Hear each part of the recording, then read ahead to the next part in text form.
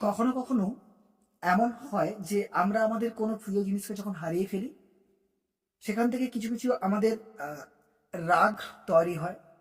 কখনো কখনো আমরা ডিপ্রেশনেও চলে যাই। আসলে আহ, যেটা হয় সেটা আমরা সচক্ষে দেখতে পাই, সামনাসামনি বুঝতে পারি, তাই ডিরেক্ট রিয়েকশনটা নিয়ে ফেলি। কিন্তু পেছনে এর কি গল্পটা আছে যদি একটু তাকিয়ে দেখি, তাহলে অনেক কিছু জিনিস ক্লিয়ার হয়।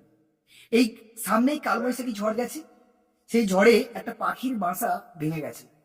সেই পাখি ভগবানকে অবজেকশন জানাচ্ছে যে ভগবান, তুমি কেন আমার এই বাসাটাকে উড়িয়ে দিলে।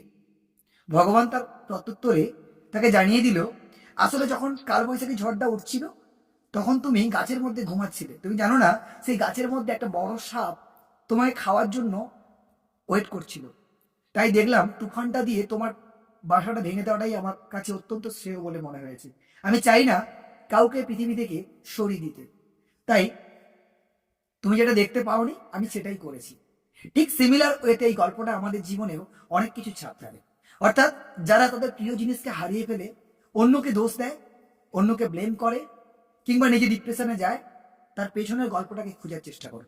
দেখবে লাইফে অনেক কিছু সলিউশন পেয়ে গেছো। আশা করছি এই ছোট্ট গল্পটা আমাদের জীবনে অনেক কিছু শিখিয়ে দেবে। সবাই ভালো থেকো।